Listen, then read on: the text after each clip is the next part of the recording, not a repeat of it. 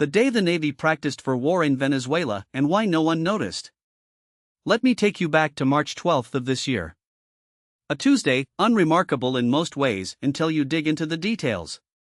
That was the day the USS George Washington, a Nimitz-class aircraft carrier, slipped out of Norfolk under the cover of routine exercises. Accompanied by the USS Lady Gulf, a Ticonderoga-class cruiser, and two Arleigh Burke-class destroyers, the strike group headed south.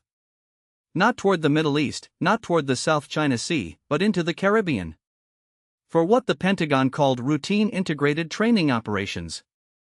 Now, if you read the press releases, this was just another drill. The Navy does this all the time, flexing its muscles, keeping sailors sharp, maintaining readiness. The official statement mentioned enhancing interoperability with regional partners and deterring malign actors. Standard language. Nothing to see here. But here's the I've been tracking U.S. military movements in Latin America for over 2 decades, and I can tell you with absolute certainty that there is no such thing as a routine carrier deployment to the Caribbean in the middle of a Venezuelan political crisis. Not unless someone in the Pentagon is sending a message. And not unless that message is meant for more than just Caracas. So let's start with the official narrative, what they want you to believe. The official deterrence, diplomacy, and deniability. According to the Defense Department, this was all about maintaining a credible deterrent posture in the Western Hemisphere. The U.S. Southern Command has been vocal about the threats posed by Venezuela, its deepening ties with Russia and China, its role as a transit hub for illicit drugs, its alleged support for transnational criminal organizations. In February, Southcom's commander, General Laura Richardson, testified before Congress that Venezuela was the most significant security challenge in the region and that Russian and Chinese military presence there was extending at an alarming rate. The Navy's deployment, then, was framed as a show of force, a way to remind Maduro that the U.S. still has the capability to project power right off his coastline. The USS George Washington carried F/A-18 Super Hornets, E-2D Hawkeye early warning aircraft, and a full complement of Tomahawk cruise missiles. That's not just a training exercise. That's a statement. The media, for the most part, played along. CNN ran a piece titled U.S. Navy Conducts Routine Exercises Near Venezuela Amid Tensions. The Wall Street Journal quoted an unnamed Pentagon official saying, "This is about reassuring our partners and deterring bad behavior." Even the Venezuelan government, in a rare moment of restraint, called it a provocation but stopped short of outright threats. And on the surface, it all makes sense. Venezuela is a problem. Since 2019, the U.S. has recognized Juan Guaidó as the country's legitimate leader, imposed crippling sanctions, and accused Maduro's regime of everything from drug trafficking to election fraud. Russia has deepened its military footprint in Venezuela, deploying nuclear-capable bombers, Wagner Group mercenaries, and advanced S-300 air defense systems. China has poured billions into Venezuelan oil infrastructure, effectively turning the country into a client state for its energy needs. Iran has sent fuel tankers and technical advisors to help circumvent U.S. sanctions. So yes, the U.S. has reasons to be concerned. And yes, a carrier strike group is a powerful tool for signaling resolve. But here's the problem with this: it's not the whole story. What they're not telling: the submarine factor. Let me tell you what really caught my attention about this deployment. It wasn't just the USS George Washington. It was what wasn't there. No submarine. Now, in any serious naval operation, especially one meant to project power in a contested environment, you always have at least one nuclear-powered attack submarine shadowing the carrier. These are the silent killers of the deep, the boats that can sink enemy ships, lay mines, conduct reconnaissance, and disappear without a trace. In the South China Sea, the U.S. routinely pairs carriers with submarines. In the Mediterranean, same thing.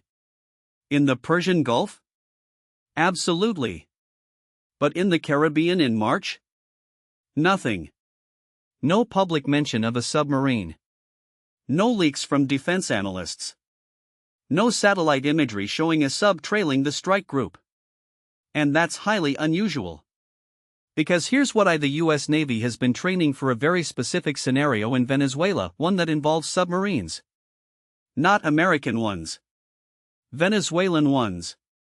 In 2022, the Navy's Undersea Warfighting Development Center in Rhode Island ran a classified wargame called Operation Caribbean Shield. According to sources I've spoken with who were briefed on the exercise, the scenario involved a Venezuelan Type 209 diesel-electric submarine, one of the two that Venezuela purchased from Germany in the 1970s, sinking a U.S. destroyer in the Caribbean.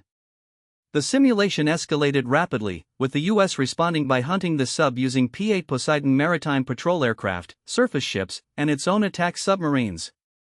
Now, why would the Navy be wargaming this? Because Venezuela's submarines are old, but they're not useless. The Type 209s are slow, noisy, and lack modern stealth technology. But in the shallow, cluttered waters of the Caribbean, they become much harder to detect. And if Venezuela were to pair one of these subs with Russian or Iranian advisors, something that's been rumored for years, they could pose a real threat to U.S. naval operations. So when the USS George Washington deployed without a submarine escort, it wasn't an oversight. It was a test. A test of what? 2. 1. Venezuela's ability to detect and track a U.S. carrier strike group.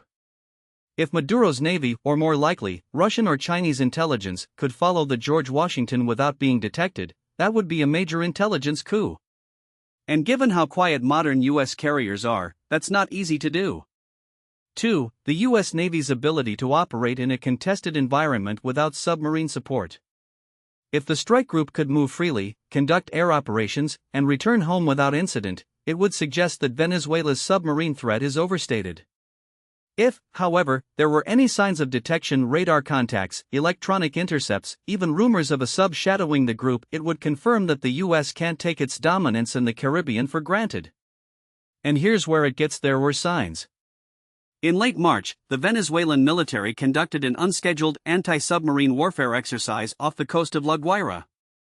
Satellite imagery showed a Venezuelan Lupo-class frigate, one of the few modern ships in their fleet, conducting sonar sweeps in a pattern that looked very much like it was searching for something. Then, in early April, the Russian Navy's Admiral Gorshkov frigate, a ship equipped with advanced sonar and anti-submarine weapons, transited the Caribbean on its way to Cuba. Coincidence? Maybe. But in geopolitics, coincidences are rare. So what's really happening here? Let me connect the dots. The hidden oil, spheres of influence, and the new Cold War. Venezuela isn't just another failed state. It's the most important failed state in the Western Hemisphere. And the reason has nothing to do with democracy or human rights, it has to do with oil. Venezuela sits on the largest proven oil reserves in the world, 303 billion barrels. That's more than Saudi Arabia. More than Iran. More than Russia. And unlike those countries, Venezuela's oil is heavy, sour crude, the kind that U.S. Gulf Coast refineries were built to process. Before the sanctions, Venezuela was sending 500,000 barrels per day to the U.S. Now, zero. And that oil has to go somewhere. Enter China. Since 2019, China has become Venezuela's lifeline. It's lent Maduro's government over $60 billion since 2007, most of which has been repaid in oil. In 2023 alone, Venezuela shipped 450,000 barrels per day to China, nearly half of its total production. And China isn't just buying the oil. It's controlling it. Chinese state-owned companies like CNPC and Sinopec have taken over key oil fields, building pipelines, upgrading refineries, and even training Venezuelan engineers. In effect, China has colonized Venezuela's oil industry without firing a shot. Now, why does this matter to the US? Because oil is power. And right now, China is using Venezuela to bypass the US-dominated global energy market. If China can secure a steady supply of Venezuelan oil, one that doesn't pass through the Strait of Malacca, doesn't get priced in dollars, and doesn't get sanctioned by the US, it weakens America's ability to control global energy flows. And that's a direct threat to US hegemony. But it's not just about oil. It's about spheres of influence. For the past 200 years, the US has treated Latin America as its backyard. The Monroe Doctrine, the Roosevelt Corollary, the Cold War interventions, all of it was about keeping other great powers out. And for most of that time, it worked. Europe and Asia had their empires, the US had Latin America. But now, Russia and China are back. And they're playing a long game. Russia's involvement in Venezuela is military. Since 2019, it's deployed nuclear-capable bombers, Wagner Group mercenaries, and advanced air defense systems. In 2020, it sent a Tu-160 strategic bomber to Venezuela, a plane capable of carrying nuclear missiles. Why? To provoke the U.S. To force Washington to keep military assets in the Caribbean instead of Europe or the Pacific. To remind the U.S. that if it pushes too hard in Ukraine, Russia can push back in America's own neighborhood. China's involvement is economic. It's not just about oil, it's about infrastructure. The Belt and Road Initiative has made Venezuela a key node in China's global network. Chinese commies are building ports, railways, and 5G networks across the country. In 2023, China and Venezuela signed a 25-year cooperation agreement, the same kind of deal China has used to lock in control over countries like Pakistan and Sri Lanka. And just like in those countries, the debt is strategic. Venezuela can't pay it back. So China gets assets, ports, oil fields, even military bases. And that's where the submarines come in. Venezuela's two Type 209 submarines are old, but they're upgradable. In 2018, Russia offered to modernize them with new sonar, torpedoes, and even cruise missiles. China has similar capabilities. And if either country were to upgrade those subs and train Venezuelan crews to operate them, they could turn Venezuela into a forward operating base for anti-access/area denial in the Caribbean. Imagine a Venezuelan sub, equipped with Chinese or Russian anti-ship missiles, lurking off the coast of Florida. Or a sub patrolling the AMA Canal, threatening to disrupt global trade. That's not science fiction. That's exactly what the U.S. Navy is training for. And that's why the USS George Washington deployment was so important. It wasn't just about showing the flag. It was about testing whether Venezuela or its patrons could challenge U.S. naval dominance in the Caribbean. And the answer? They can. The great power how Venezuela became a proxy battlefield. Let's out for a moment. Because this isn't just about Venezuela. It's about the bigger fight, the one between the US, China, and Russia for global dominance. We're living in a multipolar moment. The unipolar world, the one where the US was the sole superpower, is over. China is rising. Russia is resurgent. And both are pushing back against US hegemony. How? By eroding America's dominance in its own neighborhood. Latin America has always been the soft underbelly of U.S. power. It's close, it's resource-rich, and it's vulnerable.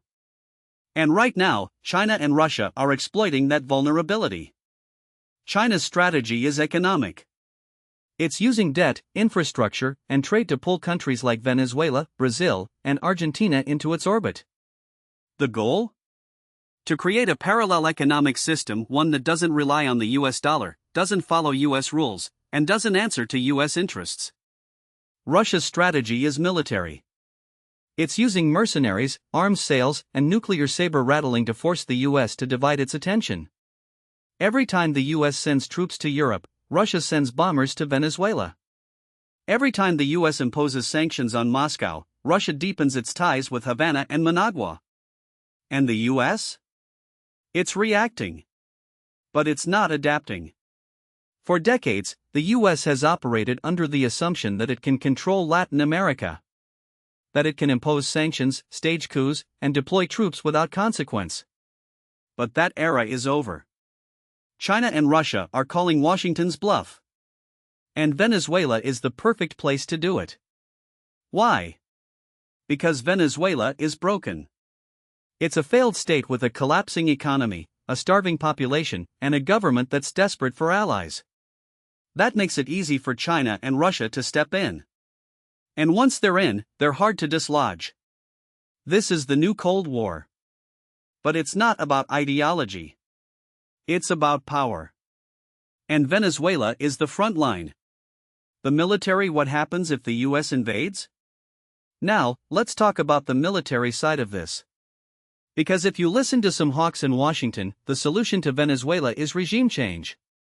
Send in the Marines, overthrow Maduro, and install a pro-US government. But here's the it's not 1989 anymore. Venezuela in 2024 is not AMA in 1989. It's not Grenada in 1983. It's Iraq in 2003, but with Russian and Chinese backing. Let me break down why this would be a disaster. 1. The Russian and Chinese wildcards. Venezuela isn't just defended by its own military. It's defended by Russia and China. Russia has hundreds of military advisors in Venezuela. It's deployed S-300 air defense systems, some of the most advanced in the world. It's trained Venezuelan pilots to fly Su-30 fighter jets. And it's provided electronic warfare capabilities that could blind US drones and communications. China hasn't deployed troops, but it's arming Venezuela. It sold them VN-4 armored vehicles, Type 92 artillery, and HJ-8 anti-tank missiles. And it's training Venezuelan forces in cyber warfare. If the US invades, it's not just fighting Venezuela. It's fighting Russia and China by proxy. 2. The submarine threat. Remember those Type 209 submarines? If Venezuela, with Russian or Chinese help, gets them operational, they could sink US ships. In 2010, a Swedish submarine older than Venezuela's penetrated a US carrier strike group during an exercise. It got within firing range before being detected. If a Swedish sub could do that, a Venezuelan sub with Russian upgrades could definitely do it. And if a US ship goes down in the Caribbean? That's Pearl Harbor level escalation. 3. The urban warfare nightmare. Caracas is a city of 3 million people. It's built on mountains. It's a maze of narrow streets, tunnels, and favelas. And it's heavily armed. Venezuela has millions of small arms in civilian hands. The colectivos, pro-government militias, are trained in urban warfare. And the military has thousands of RPG-7s, machine guns, and mortars. If the US invades, it's not just fighting the Venezuelan military. It's fighting a guerrilla war in one of the most defensible cities in the world. 4. The regional backlash. Latin America hates US interventions. Even countries that hate Maduro, like Colombia and Brazil, would oppose a US invasion. In 2002, when the US supported a coup against Hugo Chavez, the region united against Washington. Brazil, Argentina, and Mexico all condemned it. If the US invades now, it would isolate itself in its own hemisphere. 5. The economic collapse. Venezuela's economy is already in freefall. If the US invades, it would collapse completely. Oil production would stop. Food imports would dry up. Millions would flee into Colombia, Brazil, and the Caribbean. And the US would be stuck with the bill, just like it was in Iraq and Afghanistan. The domestic why this is about more than Venezuela. Now, let's talk about why the US is even considering this. Because it's not just about geopolitics.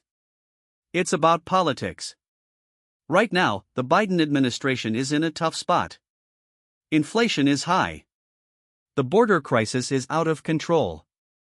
And the public is losing faith in its ability to lead. Venezuela is a perfect distraction if it's framed the right way. And that's where the submarine scenario becomes so dangerous. Because it's not just a military exercise. It's a political narrative waiting to be weaponized. Now, what most people don't realize is how quickly these narratives take hold in Washington. In 2019, when Juan Guaidó declared himself interim president, the US recognized him within hours. The State Department had already prepared the legal justifications, the sanctions packages, even the talking points for allies. That wasn't spontaneous. It was a pre-cooked playbook, designed to create a fait accompli before anyone could question it. And if a Venezuelan submarine, real or imagined, suddenly appears in the Caribbean, we'll see the same playbook again, but this time with military muscle behind it. Let me explain why this matters beyond Venezuela. The US Navy doesn't train for hypotheticals. When they run these submarine scenarios, they're not just practicing for Caracas. They're practicing for the next decade of great power competition. Because the real threat isn't Venezuela. It's the precedent. If Russia or China can turn a broken country like Venezuela into a forward operating base for asymmetric warfare, then every failed state from Libya to Myanmar becomes a potential battleground. And the US, with its global network of bases and carrier strike groups, becomes the target. Here's the uncomfortable: the Pentagon has been preparing for this moment since the 1990s. After the Cold War, the US military expected to dominate the world unchallenged. But by the mid-2000s, it became clear that even a ragtag insurgency in Iraq could tie down the most powerful military in history. So the doctrine shifted. The new focus? How to fight in contested environments where the enemy has access to advanced weapons but no need to win conventionally. Venezuela is the perfect test case for that doctrine. It's weak enough to be a manageable threat, but strong enough, with Russian and Chinese backing, to force the US to adapt. Take the 2019 Defender Europe exercises, for example. The US sent 20,000 troops to Eastern Europe to simulate a war with Russia. But the real innovation wasn't the tanks or the artillery. It was the electronic warfare units, the cyber teams, and the special forces practicing sabotage behind enemy lines. That's the future of not massive invasions, but precision strikes, disinformation campaigns, and proxy forces. And Venezuela? It's the perfect laboratory for all three. Now, let's talk about the elephant in the 2003 Iraq War. I know, every time someone mentions Venezuela, someone else brings up Iraq. But here's why it's relevant. In 2003, the US invaded based on faulty intelligence about weapons of mass destruction.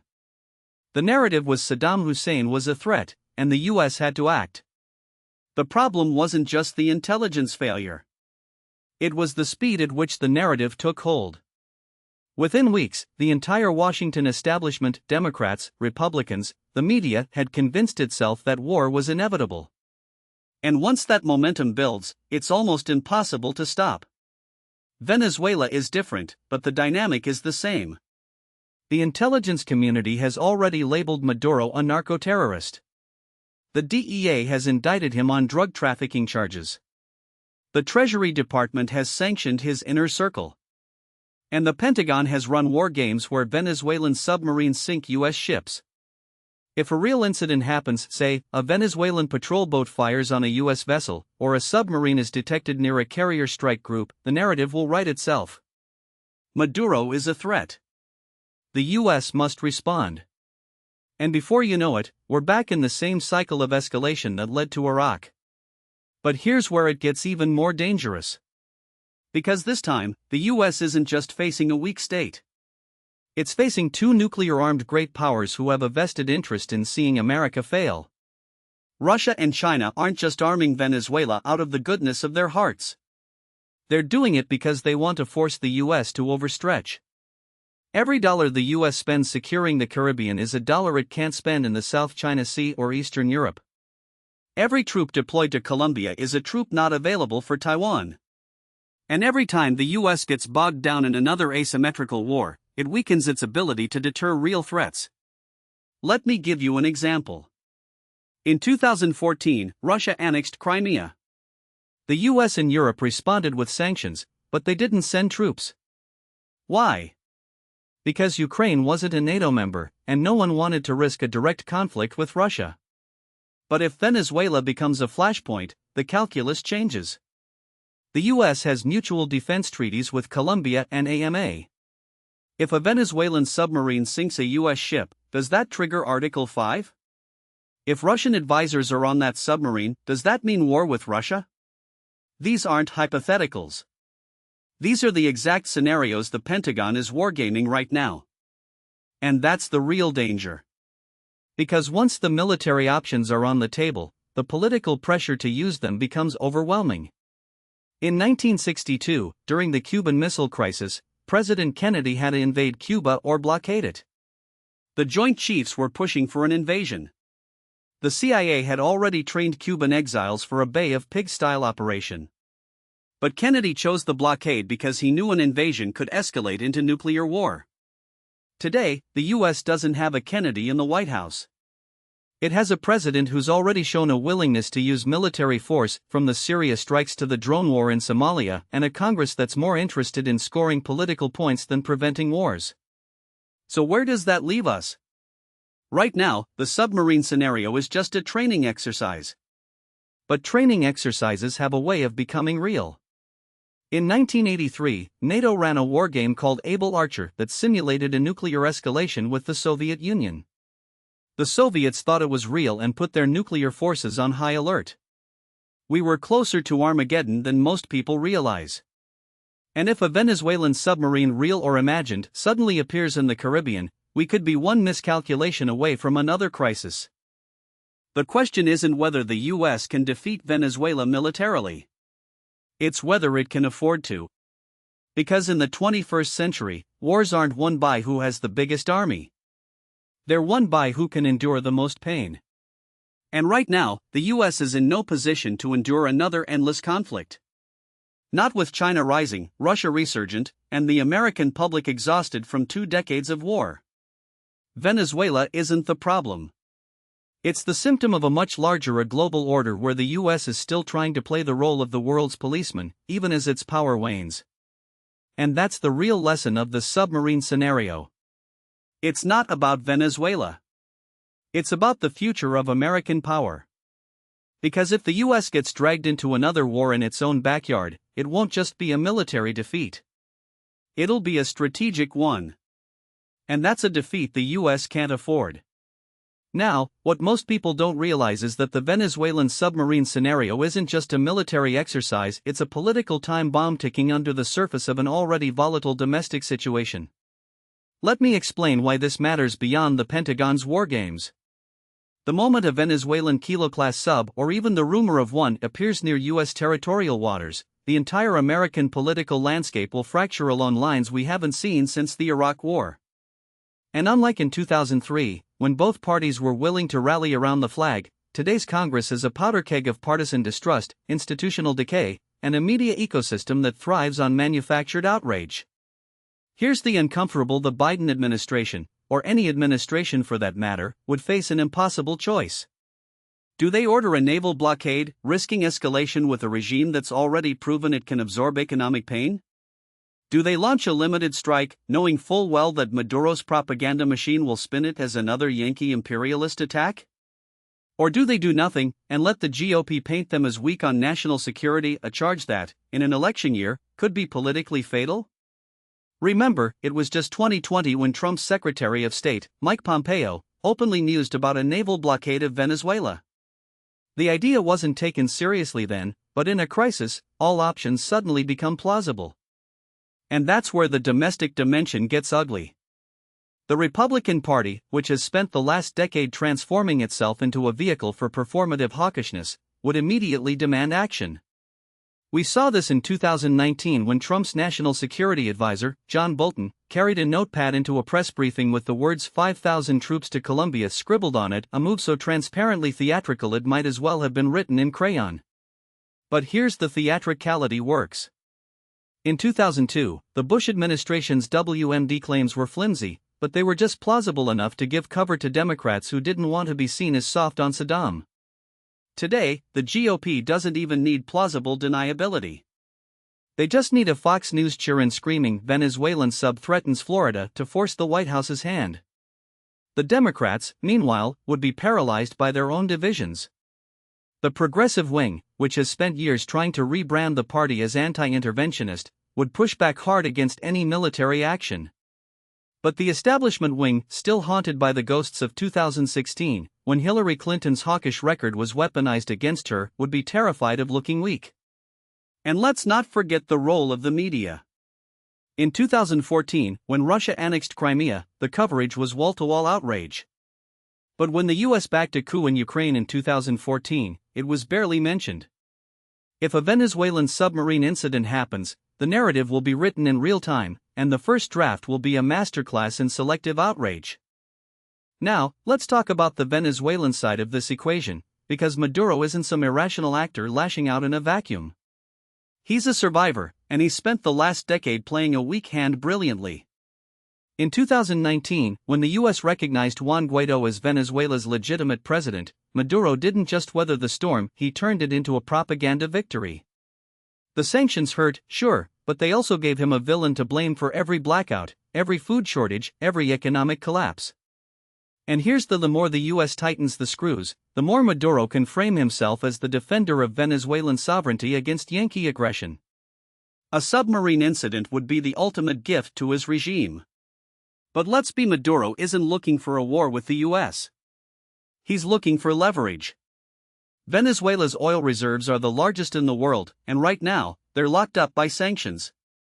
If Maduro can create a crisis, real or manufactured, that forces the US to the negotiating table, he wins. We saw this playbook in 2020, when the Trump administration sent Navy ships into the Caribbean to interdict Iranian oil shipments to Venezuela. The move was meant to squeeze Maduro, but it also gave him a chance to play the victim. And when the US eventually backed down, it was Maduro who came out looking like the one who stood up to the empire. So where does that leave us? If a Venezuelan submarine incident happens, the most likely scenario isn't a full-blown war. It's a slow-motion crisis where the US imposes a naval blockade, Maduro cries foul, and the whole thing gets sucked into the vortex of American domestic politics. The blockade would be framed as a humanitarian effort to stop arms smuggling or drug trafficking, but everyone would know the real goal is regime change. And that's when things get dangerous. Because the longer the standoff drags on, the more opportunities there are for miscalculation. A Venezuelan patrol boat gets too close to a US destroyer. A US surveillance drone gets shot down. A miscommunication leads to a skirmish. And suddenly, we're not talking about a training exercise anymore. Here's the thing about their acts of war. The US learned that the hard way in 1962, when the Soviets called Kennedy's bluff over Cuba. But back then, the US was the undisputed hegemon of the Western Hemisphere. Today, it's a superpower in relative decline, with a public that's exhausted by forever wars and a political class that's more interested in scoring points than solving problems. If the US tries to enforce a blockade of Venezuela, it won't just be Maduro who pushes back. Russia and China, which have both invested heavily in Venezuela's oil sector, will see it as a direct challenge to their influence in the region. And that's when the crisis stops being about Venezuela and starts being about the future of the global order. Let me be the US doesn't have the bandwidth for this. The Pentagon is already stretched thin by Ukraine, Taiwan, and the Middle East. The American public is in no mood for another conflict. And the global economy, still reeling from the pandemic and the war in Ukraine, can't afford another shock. But here's in a crisis, rational calculations often go out the window. In 1914, no one thought a single assassination would lead to a world war. In 1962, no one thought a few missiles in Cuba would bring the world to the brink of nuclear annihilation. And in 2024, no one thinks a Venezuelan submarine could spark a regional conflict. But that's exactly why it could. The real question isn't whether the US can win a war with Venezuela. It's whether it can avoid one. And right now, the signs aren't encouraging. The training exercises continue. The rhetoric gets hotter. The political incentives push toward confrontation. And somewhere in the Caribbean, a submarine waits, real or imagined, for its moment. Because in the end, the biggest threat to American power isn't Venezuela. It's the illusion that the US can still control the world's crises without getting burned. And that's an illusion we can't afford to maintain. Now, what most people don't realize is that this isn't just about submarines or blockades, it's about the slow unraveling of a grand strategy that has defined American power for over a century. Since the Monroe Doctrine, the US has treated Latin America as its backyard, a sphere of influence where no outside power could challenge its dominance. But that assumption is crumbling, and the Venezuelan submarine scenario is just the latest symptom of a much deeper problem. The real crisis isn't military, it's strategic. The US is still operating on autopilot, assuming that its overwhelming naval power alone can deter adversaries and shape outcomes. But power isn't just about firepower, it's about legitimacy, credibility, and the willingness to use force when necessary. And right now, all three are in short supply. Let me explain why this matters. In 2019, when the Trump administration recognized Juan Guaidó as Venezuela's legitimate president, it was a bold move, one that relied on the assumption that Maduro's regime would collapse under the weight of sanctions and diplomatic isolation. But it didn't. Instead, Maduro dug in, Russia and China doubled down on their support, and the US found itself stuck in a quagmire of its own making. The sanctions hurt ordinary Venezuelans far more than the regime, and the promised maximum pressure campaign failed to deliver regime change. Worse, it handed Moscow and Beijing a golden opportunity to position themselves as defenders of Venezuelan sovereignty, undermining US moral authority in the process. Fast forward to 2024, and the US is still trying to play the same game, but with fewer chips and more opponents at the table. Here's the uncomfortable: the US no longer has the luxury of unilateral action in its own hemisphere. The days when the US could overthrow governments in Guatemala, Chile, or AMA with little consequence are long gone. Today, every move Washington makes in Latin America is scrutinized through the lens of great power competition. When the US imposes sanctions on Venezuela, Russia frames it as economic warfare. When the US conducts naval exercises in the Caribbean, China calls it intimidation. And when the US talks about restoring democracy, Maduro's allies in Havana, Tehran, and Beijing dismiss it as hypocrisy. The result? A regional dynamic where the US is increasingly isolated, even among its traditional allies. Take Brazil, for example. Under Lula da Silva, Brazil has pursued a foreign policy of active non-alignment, refusing to take sides in the US-China rivalry. When the US tried to rally Latin American support for sanctions against Venezuela, Brazil pushed back, arguing that dialogue, not coercion, was the only way forward. Mexico, too, has resisted US pressure, maintaining ties with Maduro's government while quietly exiting its own energy trade with Venezuela. Even Colombia, Washington's closest ally in the region, has been reluctant to fully endorse US military options, fearing that a confrontation could destabilize the entire Andean region. The message is Latin America is no longer willing to be a passive player in US grand strategy. So what are the alternatives? The first is to recognize that the old playbook, sanctions, regime change, and military threats, no longer works. The US needs a new approach, one that prioritizes diplomacy over coercion and engagement over isolation. That doesn't mean abandoning pressure on Maduro, but it does mean accepting that Venezuela is not a problem that can be solved with force alone. The second alternative is to rebuild alliances in the region, not by demanding loyalty, but by offering real economic and political incentives. The US has spent decades lecturing Latin America about democracy and human rights while neglecting its own backyard. If Washington wants to counter Chinese and Russian influence, it needs to offer something better than lectures. It needs to offer investment, trade, and genuine partnership.